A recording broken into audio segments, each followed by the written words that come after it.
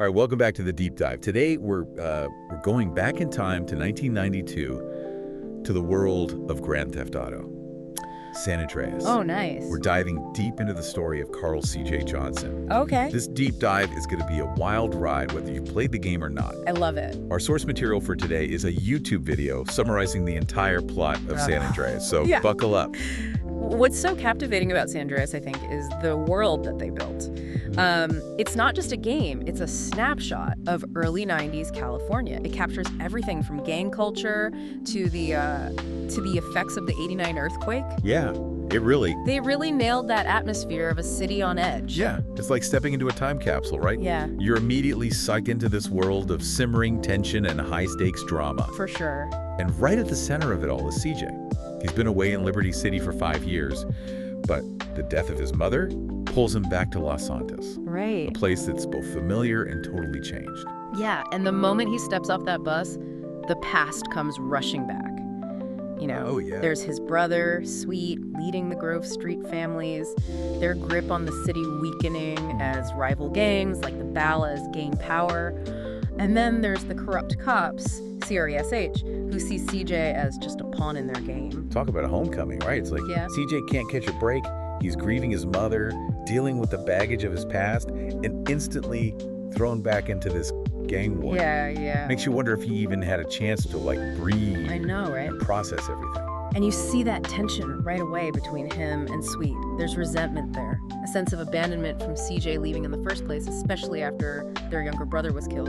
Right, yeah. You can just feel that weight of their history, how their bond is so strong and yet incredibly fragile at the same time. Yeah. And amid all of this chaos, Mhm. CJ starts trying to rebuild. You know, he's got this fierce loyalty to Grove Street, to his family, and he throws himself into reclaiming their territory, bringing in new recruits, and basically trying to restore what they've lost. It's interesting because you see the seeds of ambition there too. It's not just about loyalty for CJ, it's about proving himself, carving out his own place. Oh, yeah. And that ambition is going to take him down some dark paths, as we'll see. Oh, yeah. We can't forget Big Smoke and Ryder, Sweet's right-hand men. Oh, yeah. At first, they seem like CJ's got their back, but you get this feeling that something's not quite right, Totally. especially when it comes to the drug trade and whether Grove Street should be involved. Yeah. That's such a crucial point, the drug trade. It's like this serpent winding its way through everything.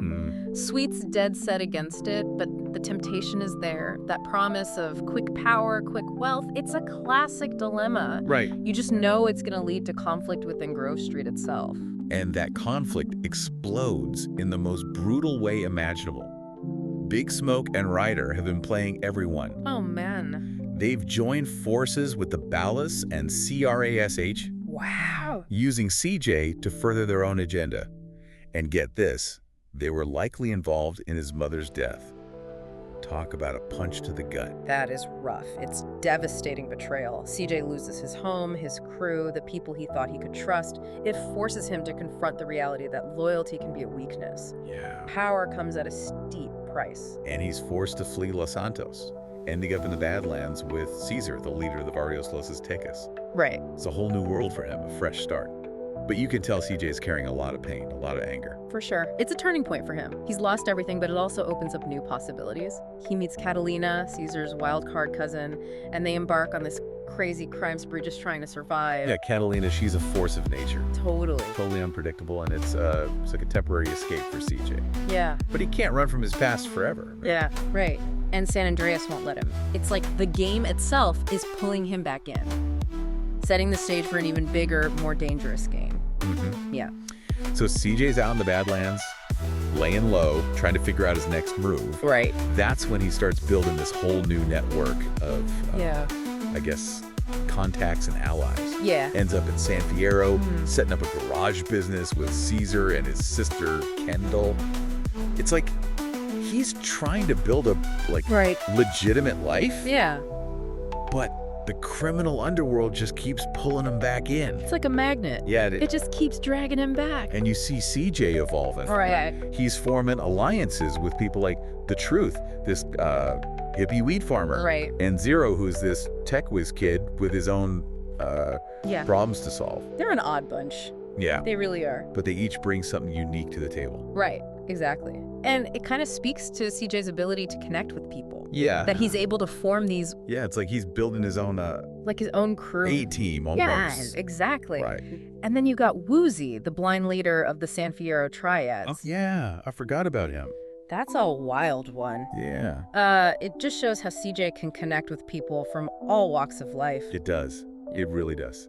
And these connections show how adaptable he is. Yeah. He's not just a gangster, he's a businessman, Right. strategist, a leader. Right. And he needs all those skills Yeah. to navigate the increasingly complex world he's moving in. But of course, CRASH can't leave him alone, No. right? Never. They're still pulling his strings, They always got to have their hooks in him. forcing him into these dangerous situations. Mm-hmm. And that leads him to the Loco Syndicate, this Right. massive drug operation that's run in San Fierro. Yeah, and this is where things get really interesting. They do. CJ's got to infiltrate the syndicate. Mhm. He's working with these larger-than-life characters. What? Yeah. Like you got Jizzy B, the flamboyant Finn. Oh, yeah. Keybone Mendez, a straight-up psychopath. Yeah. And then there's Mike Toreno, Oh, yeah. this enigmatic figure who's always one step ahead. Always. You never know what he's up to. It's a wild ride, man. CJ's going deeper and deeper into this world of drugs and violence, becoming more ruthless. Yeah. It makes you wonder, at what point does he become the very thing that he's supposed to be frightened against? Well, and I think that's what the game wants you to ask yourself. Yeah. It's not just about plot. It's about Mhm. really showing CJ's transformation. It is. He's forced to make these hard choices, get his hands dirty. And in doing so, Yeah. he becomes a different person. Yeah. You're right. He's not just surviving anymore. He's actually, like, thriving. Right. He's playing the game. Even if it means compromising Yeah. his values along the way. His morals. Yeah.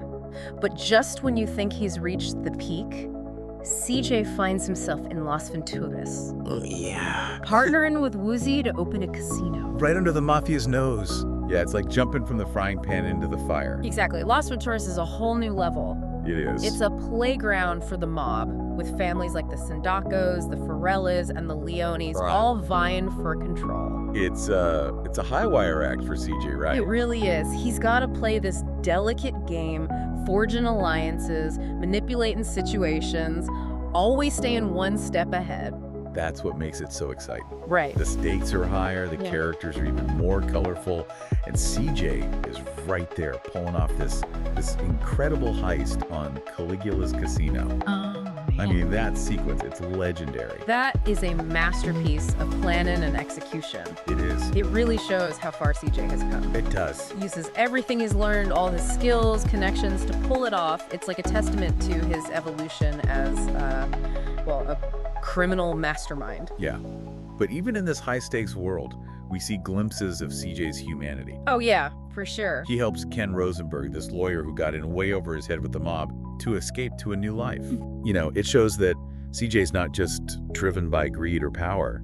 There's still some compassion in there. It adds depth to his character. It does. You know, he's not this one-dimensional villain. He's complex. He's got his own code of ethics, even if it gets twisted sometimes. Yeah, you're right.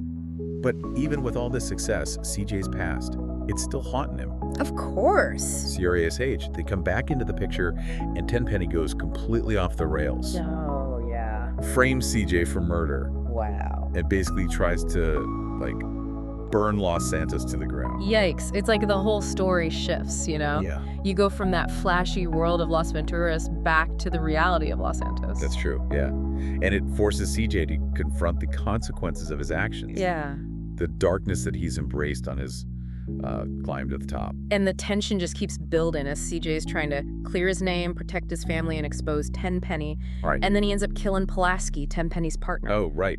In this desperate attempt to break free from their control. And just when we think we've seen it all, Mike Toreno comes back. Oh, boy. But here's the twist. What's that? He's not a criminal mastermind. He's a government agent. What? And he's been playing CJ this whole time. Get out of here. Yeah. It's like the rug's been pulled out from under us. It makes you question everything. Like, who's really in control? Who's pulling the strings? Yeah, it really does. Yeah. And Toreno gives CJ one final mission. Rescue Sweet from prison. Okay. It's like a test, a chance for CJ to prove his loyalty. to show that even after everything he's done, he still cares about family. Makes sense. And CJ pulls it off. He breaks Sweet out. Nice. The Johnson brothers are reunited in Los Santos. But their homecoming is far from happy. Oh, no. I bet. You can just feel that tension between them. Oh, yeah. Like, Sweet's just, he can't even look at CJ. He can't adjust to this new CJ, the one who's become this powerful, ruthless figure. Right, it's like they're speaking different languages now. Exactly. It's this clash of values, right? Yeah. You got Sweet representing the old ways that coded the streets, and then you got CJ who's embraced this more pragmatic, I guess you could say ruthless approach.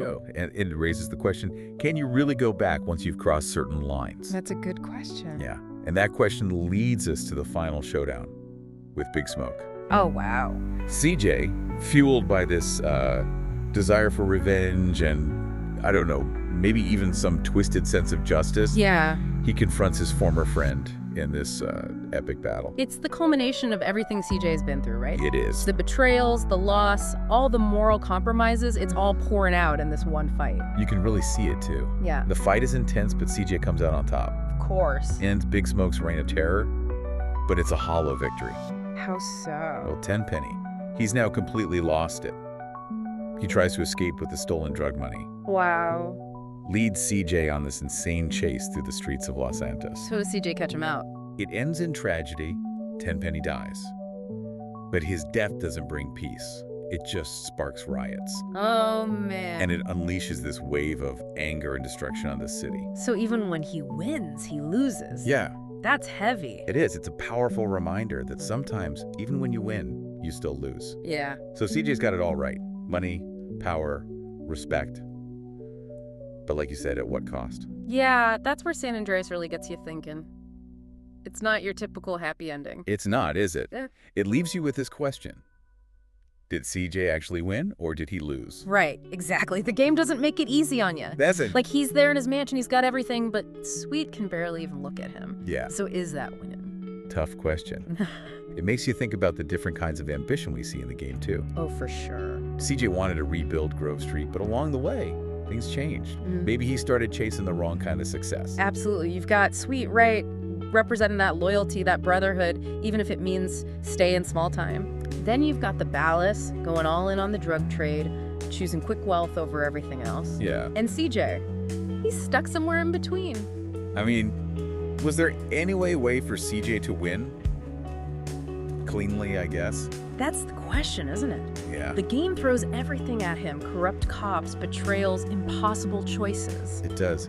It almost feels like the whole system's rigged against him from the start. And that's what makes San Andreas so thought-proven. It really does. It makes you question if the American dream is even possible for someone like CJ. Right. Like he's born into this world of violence and poverty, and every step he takes towards a better life just forces him to compromise who he is. Every time he tries to do the right thing, the game knocks him back down. You're right. And then you get these moments, like when he helps Ken Rosenberg escape, where you see his good side. Exactly. It makes you wonder, did he ever have a real shot at breaking free? That's what keeps you hooked on his journey, even when he's making those tough choices. Yeah. You see the good in him, and you just keep hoping he can find some redemption. But it ain't that simple. Nope.